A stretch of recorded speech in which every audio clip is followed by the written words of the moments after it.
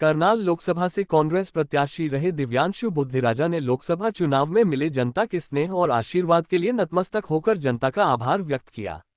दिव्यांशु बुद्धिराजा ने इंद्री विधानसभा का दौरा किया और लोगों का धन्यवाद करते हुए कहा कि उन्हें जनता जनार्दन द्वारा दिया जनादेश स्वीकार है और लोकसभा चुनावों में जनता ने अपना भरपूर सहयोग दिया है, जिसके लिए वो जनता के हमेशा आभारी रहेंगे।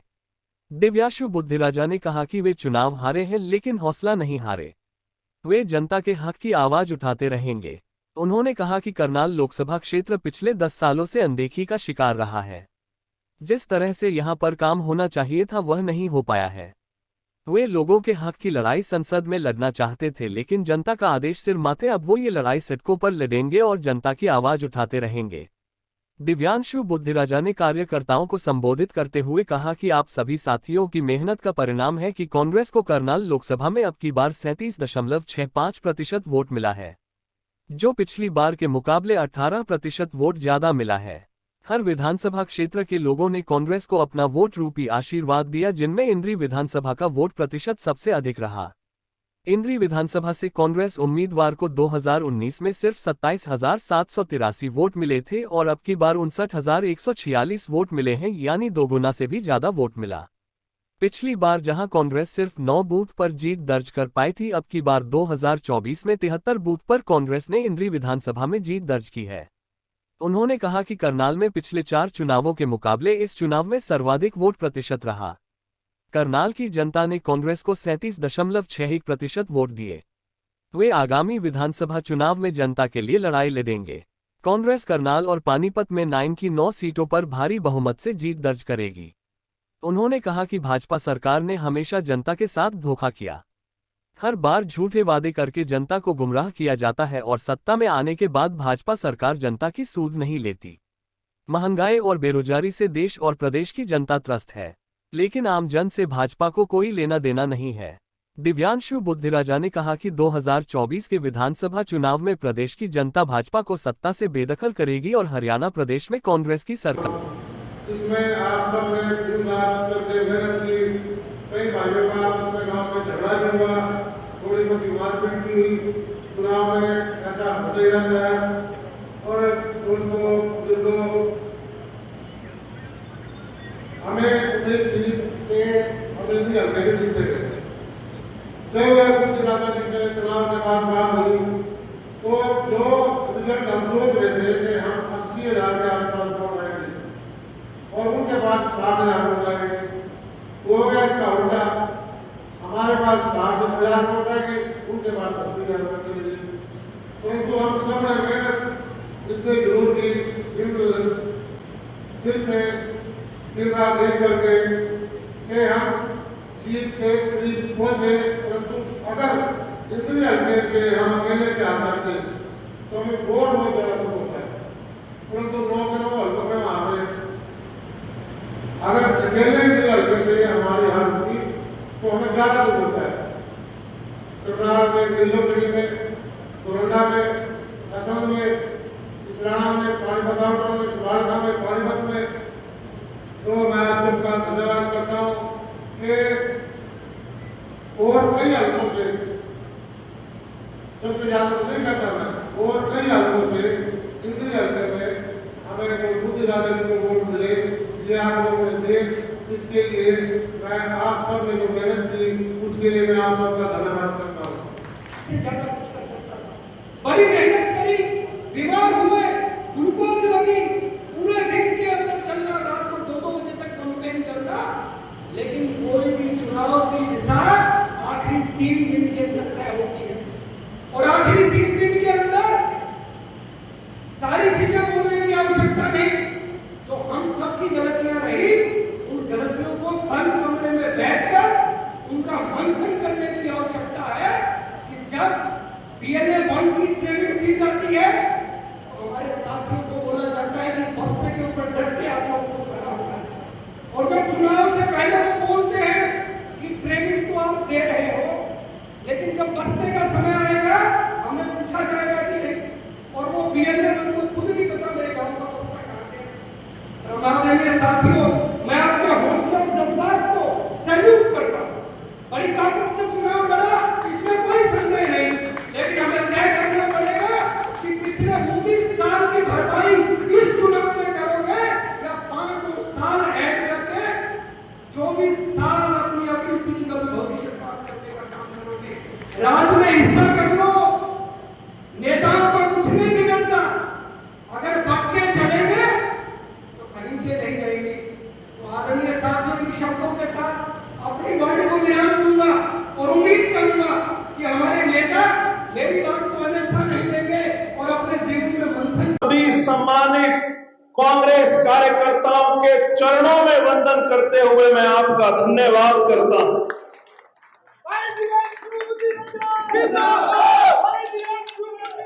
जिंदाबाद।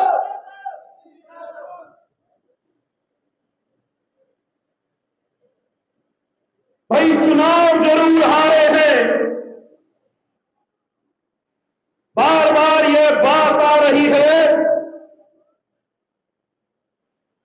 कि 18 दिन के अंदर हमने चुनाव लड़ा,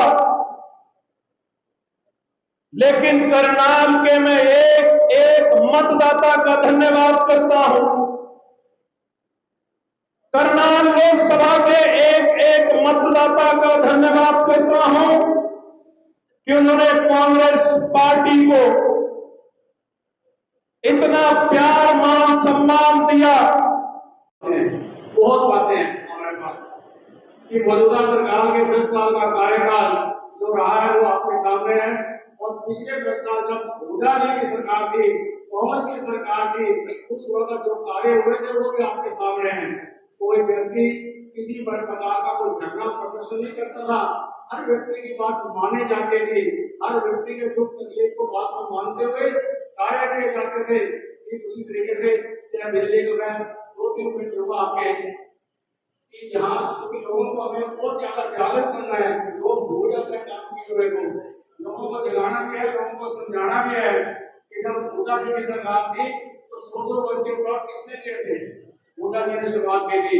आपके घर में पानी की टैंकी, उनकी कनेक्शन किसने दिया था? हुड्डा जी की सरकार में मिला था। इस प्रकार के अनेकों कार्य जो जीवे की बात आती है, बच्चों को उस वक्त किसकी सरकार मिले थे? हुड्डा जी के समय मिले थे। बिजली को पैदा करने के लिए 4 कारखाने लगे थे, तो उस वक्त किसने लगाए थे? वो उस समय सरकार ने लगाए थे। इस तरह के अनेकों हमारे पास कार्य हैं, अनेकों ऐसी बातें हैं। अगर मैं गिनवाने लगूंगा समय ज्यादा रहेगा, क्योंकि मेरे से बात बोलने वाले हमारे जिला प्रभारी जी बैठे हैं, वो भी आपके सामने बात रखेंगे। मैं इतना ही कहना चाहूंगा अपने सभी साथियों से, आप साथियों के द्वारा पूरे हल्का भाषण धन्यवाद करना चाहूंगा कि आपने कम से कम पिछली बार से ज्यादा करते हुए डूबरी बोर्ड का ये जो प्रोग्राम बनाया है, डूबरी बोर्ड के लिए ये कोई छोटी बात नहीं है। हमने हौसला नहीं छोड़ना, बल्कि अपनी मजबूती करते हुए हमने और हिम्मत करनी है और मेहनत करनी है। अगर आप चाहते हैं कांग्रेस की सरकार हो, आने वाले समय में आप सबको मिलजुल कर छोटी मोटी बात किसी भी लोग उसको दूर करते हुए हम सब ने मिलकर कांग्रेस पार्टी को मजबूत करना है। श्री राहुल गांधी जी के हाथ मजबूत करने हैं, सोनिया गांधी जी के हाथ मजबूत करने हैं। प्रदेश के अंदर हुड्डा जी है, प्रदेश के अंदर उदय जी है, प्रदेश के अंदर हमारे नेता है। हम सबका कहना मानते हुए को मजबूती देनी है। मैं ज्यादा न कहते हुए एक बार फिर आप पूरी गर्मी में अपने जरूरत पूरी कार्य शुरू पर यहाँ कार्य करता है।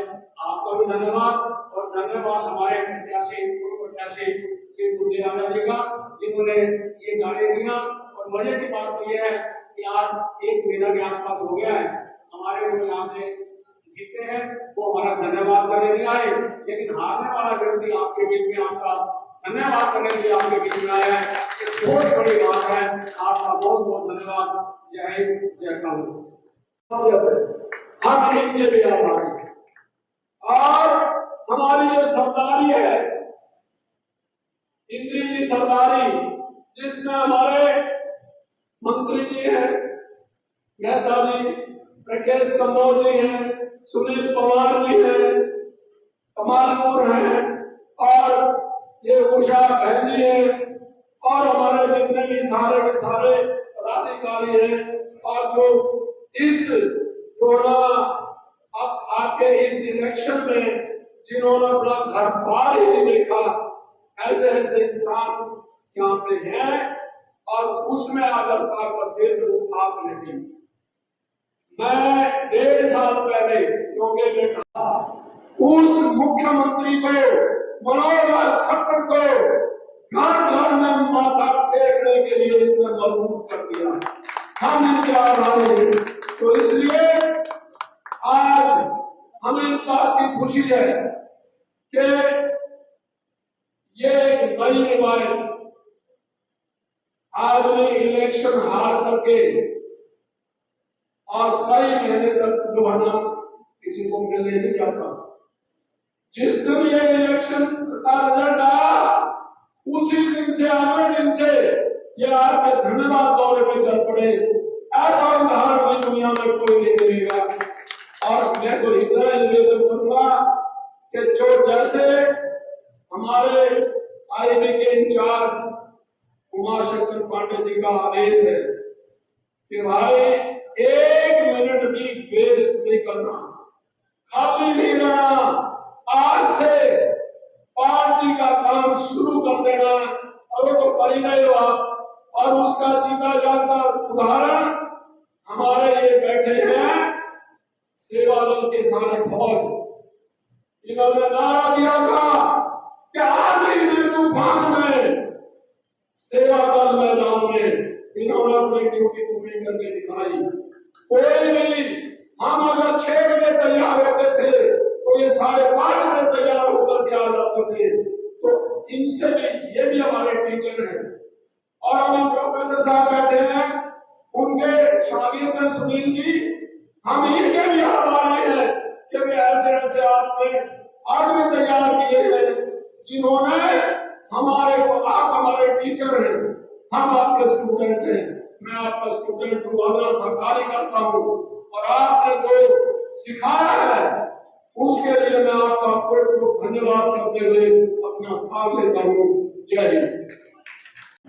एक तरफ पूरे सरकार का हमला लगा हुआ, सारे अधिकारी लगे हुए थे, सारे मंत्री और विधायक लगे हुए थे, और दूसरी तरफ आप लोगों ने निहत्थे महाभारत के इस युद्ध में कौरवों की सेना को पीछे भागने को मजबूर कर दिया। ये आप सबकी विजय थी और इसके लिए मैं आप सबको बधाई देता हूँ। एक ऐसा मुख्यमंत्री जो 9.5 साल तक हरियाणा की गद्दी पर रहा और लोग उसको देखने को तरस गए, उसको आप सबने गली गली में उतर कर, गांव गांव में भटक कर वोट मांगने के लिए मजबूर कर दिया। इसके लिए मैं आप सबको बधाई देना चाहता हूं। साथियों, चुनाव के 2 ही परिणाम होते हैं, जीत या हार। महत्वपूर्ण ये नहीं होता, महत्वपूर्ण ये होता है कि क्या हमने पूरा चुनाव एक सेनानी की तरह लड़ा, क्या हमने युद्ध को युद्ध की तरह लड़ा। अगर हम लड़े हैं तो फिर जीत और हार का कोई मतलब नहीं होता। फिर चुनाव आएंगे, आ ही गए हैं, हम फिर लड़ेंगे। अगर पीछे कुछ कमी रही है उसको सुधार करके फिर लड़ेंगे, फिर अपने हथियारों को दुरुस्त करेंगे और आगामी विधानसभा के चुनाव में जो 9 विधानसभा की सीट है इंद्री के साथ मिलाकर उसको जीतकर हम सब दिखाएंगे। ये हम लोगों के लिए अगली चुनौती है। योद्धा कभी शांत नहीं बैठता, योद्धा एक युद्ध के बाद अगले युद्ध की तैयारी करता है। और इस कांग्रेस पार्टी के योद्धा है आप सब। हम लोग चुनाव नहीं लड़ सकते, वो भी तब जब, जैसा कि कई लोगों ने कहा कि हमें केवल 20-25 दिन मिले थे। मनोहर लाल खट्टर जी को तो 2 दिन पहले लोकसभा, 2 महीने पहले लोकसभा का प्रत्याशी बनाकर उतार दिया गया। उनके पास सारे साधन संसाधन थे। हम लोगों को तो बमुश्किलन 18 से 20 दिन मिले और उसमें आप लोगों के फोन कॉल्स आते थे। बहुत सारे साथी कहते थे कि हमारे गांव में एक बार दिव्यांशु जी को ले आइए, हमारे यहाँ ले आइए, हमारे यहाँ नहीं आइए। इससे ये पता चलता है कि आप सब इस चुनाव में कितनी मेहनत कर रहे थे और कितनी ताकत से अपने कैंडिडेट को जनता के बीच लाकर आप इस चुनाव को, हर बूथ को जीतने की कोशिश कर रहे थे। लेकिन समय न होने के कारण हम लोग भी, हम और दिव्यांशु जी और हमारी पार्टी के जो तमाम नेता हैं, इंद्री के आपके जो तमाम नेता हैं, वो भी इस बात को लगातार कह रहे थे कि कम से कम आधा दिन और निकाल दीजिए इंद्री के लिए, भला एरिया छूटा हुआ, वो बेल्ट छूटा हुआ, नहीं कुछ हो पा रहा है, एक रोड शो ही करा दीजिए। लेकिन समय ना होने के कारण हम लोग वो करने में असफल हैं। अगर हमारे पास 10 दिन 15 दिन का और समय होता तो निश्चित रूप से चुनाव का परिणाम दूसरी तरफ आपको दिखाई देता। तो एक तरफ समय की कमी थी, दूसरी तरफ दो मुख्यमंत्री थे, साधन संसाधन उनका लगा हुआ था, पूरा सरकारी अमला लगा हुआ था, और उसमें आपने कांग्रेस पार्टी का जो वोट बैंक है उसको आपने लगभग 20% बढ़ाने का काम किया। पूरे हरियाणा में जो करीब 48% वोट बढ़ा, वो करीब 48% वोट कांग्रेस पार्टी को मिले, वो पूरे हिंदुस्तान में सबसे ज्यादा है। इतना वोट पूरे हिंदुस्तान के किसी दूसरे राज्य में नहीं मिला है जितना इंद्री ने, करनाल ने और हरियाणा के 10 लोकसभाओं ने कांग्रेस पार्टी को दिया है। आपने सरकार आप पूर्ण बहुमत की बनाने जा रहे हैं, ये आपने लोकसभा के चुनाव में ही साबित कर दिया। बहुमत से ज्यादा विधानसभा सीट आप जीत कर आ चुके हैं इस लोकसभा, और ये अल्पमत की सरकार पहले से ही है। अब जो कमी है उसको हम सुधारेंगे, हम लोग फिर एकजुट होंगे, फिर रणनीति बनाएंगे, फिर हम लोग लड़ेंगे, और ये चुनौती हमको भी स्वीकार करना है, आप सबको भी स्वीकार करना है, और अगली लड़ाई हम लोगों को जीतकर करनाल से 9 की 9 विधानसभाएं जीतकर हमको अपने पार्टी की झोली में डालने का काम करना है।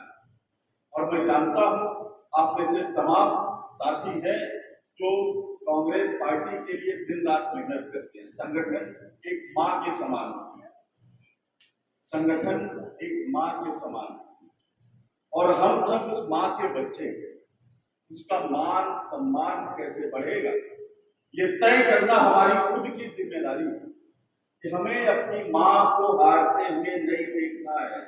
हमें क्या करना है जिससे मां का मान सम्मान और स्वाभिमान बढ़े, ये तय करने की जिम्मेदारी हर युद्ध में, हर चुनाव में, हर कार्यक्रम में एक एक कार्यकर्ता की होती है। और मैं ये समझता हूं कि हम लोग इसको बखूबी समझते हैं कि ये जो संगठन हमारी मां है, अगर आज उस मां के आंचल पर कोई दाग आया है इस चुनाव में, तो आगे जो चुनाव है उसमें मां के सम्मान को बढ़ाकर हम लोग पूरा करेंगे। आप सबको एक बार फिर इस चुनाव के लिए, संविधान बचाने के लिए, लोकतंत्र बचाने के लिए आप सबका मैं हृदय की गहराइयों से बहुत बहुत धन्यवाद करता हूं। आप सबका हृदय से शुक्रिया अदा करता हूं, और आगे जो लड़ाई है उसको हम सब लोग फिर मिलकर लड़ेंगे। बहुत बहुत धन्यवाद। जय हिंद, जय हिंद। हमारा धन्यवादी दौरा हो रहा है, और इसी को लेकर आज इंद्री विधानसभा में धन्यवाद सभा आयोजित की गई, जिसमें कांग्रेस पार्टी के सम्मानित स्थानीय सभी नेताओं की मौजूदगी में और कांग्रेस के सभी कार्यकर्ताओं को यहाँ संगठित करके सबका इस चुनाव में कांग्रेस पार्टी का जो समर्थन किया, जो कांग्रेस का जो वोट शेयर है वो दोगुना करने का काम किया। तो इसको लेकर आज सभी कार्यकर्ताओं को यहाँ संगठित करके आज उनका धन्यवाद किया गया, और मैं आपके माध्यम से भी सभी कांग्रेस के नेताओं व कार्यकर्ताओं का इस चुनाव में मेरा समर्थन करने के लिए, मेरा साथ देने के लिए मैं दिल की गहराइयों से उनका आभार व्यक्त करता हूँ।